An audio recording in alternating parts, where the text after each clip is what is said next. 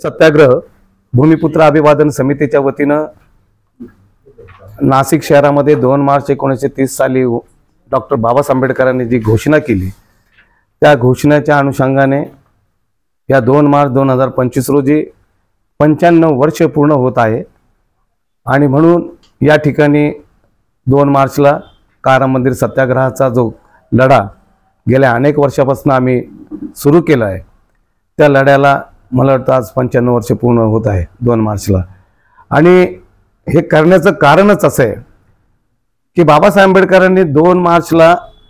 5 वर्ष 7 महिने आणि 11 दिवस एवढा मोठा लढा लागलेला आहे लढा करण्याला। आणि त्या लढ्यासाठी जे शहीद झाले त्या शहीदांना भावपूर्ण श्रद्धांजली वाहणं अत्यंत गरजेचं आहे आणि म्हणून आम्ही त्या ठिकाणी भावपूर्ण श्रद्धांजली वाहण्यासाठी नाशिकमध्ये नाशिक जिल्ह्यातील पूर्ण विभागातील सर्व रहिवासी लोक बौद्ध बांधव बहुजन हे सर्व लोक त्या ठिकाणी येत असतात। आमचा विषयच असा आहे की जेणेकरून येणाऱ्या पिढीला समजलं पाहिजे की डॉक्टर बाबासाहेब आंबेडकरांनी एवढी मोठी घोषणा केली आणि ते घोषणेचं ब्रीद आपण लोकांपर्यंत पोहोचवणं अत्यंत गरजेचं आहे। आणि ते काम मला वाटतं आमची सर्व टीम आम्ही सर्वजण म्हणजे आरती जाधवपासनं तर पगारेपासनं तर गायकवाडपासनं तर आमचे काळे साहेबांपर्यंत बाबा चव्हाण असेल गौतम पगारे असतील ही सर्व मंडळी मनापासून अंतःकरणापासून काम करण्याचा प्रयत्न करते। आता प्रश्न अत्यंत महत्त्वाचा विचारला होता की या ठिकाणी मला वाटतं मुंबईमध्ये दादासाहेब गायकवाड सांस्कृतिक केंद्र अंधेरीमध्ये आहे,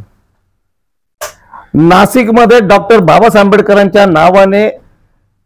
हे मोठं केंद्र का उपस्थित राहू नये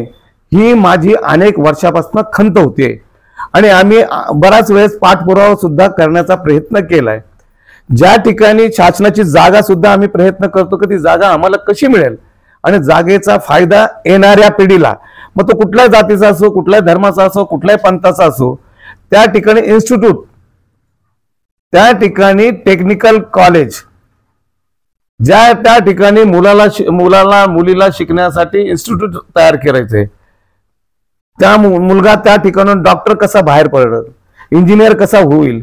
या सगळ्या गोष्टीचा माझ्या डोक्यामध्ये अनेक वर्षापासून आहे आणि ती मी आतापर्यंत 2-3 वेळेस बोलूनही दाखवलेलं आहे। परंतु काय होतं माहिती का सरकार आज आणि उद्या कधी काय होईल त्याचा नेम नसतो म्हणून आम्हाला थोडासा पाठपुरावा करायला वेळ लागलेला आहे। आणि जर कदाचित हे जर सगळं जर झालं तर डॉक्टर बाबासाहेब आंबेडकरांच्या नावाने आपल्याला मोठा प्रकल्प त्या ठिकाणी उभा करता येईल, मोठा इन्स्टिट्यूट उभा करता येईल, मोठं कायद्याचं घर तिथं निर्माण करता येईल, मोठं विद्वानांचं घर तिथं उभं करता येईल। यासाठी आमचा खूप मोठा प्रयत्न आहे सर्वांचा। पण काही गोष्टीत शासनाकडे आम्ही पाठपुरावा करण्यासाठी कमी पण पडत असेल हे पण मान्य करणं गरजेचं आहे आणि त्या पाठपुरावा करण्यासाठी कमी जर पडत असेल तर आम्हाला त्या ठिकाणी जागा उपलब्ध आहे करून देण्यासाठी शासन पण आम्हाला मदत करेल, आम्हाला त्याची शाश्वती। परंतु ते त्यासाठी आम्ही सगळेजण एकत्र जर आलो तर मला वाटतं हा लढा पुढे घेऊन जाऊ आणि तिथं इन्स्टिट्यूट उभी राहील बाबासाहेबांच्या नावाने हे मला चांगलं माहिती आहे। मी माझ्या सर्व बौद्ध बांधवांना बहुजनांना माझी विनंती आहे 2 मार्च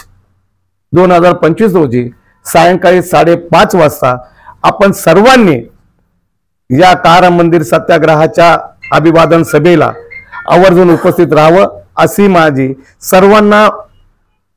स्वागत अध्यक्ष या नात्याने किशोर घाटे या परिवाराच्या वतीने मी सर्वांना विनंती करतो आणि आपण सर्वजण याला अशी अपेक्षा करतो। धन्यवाद।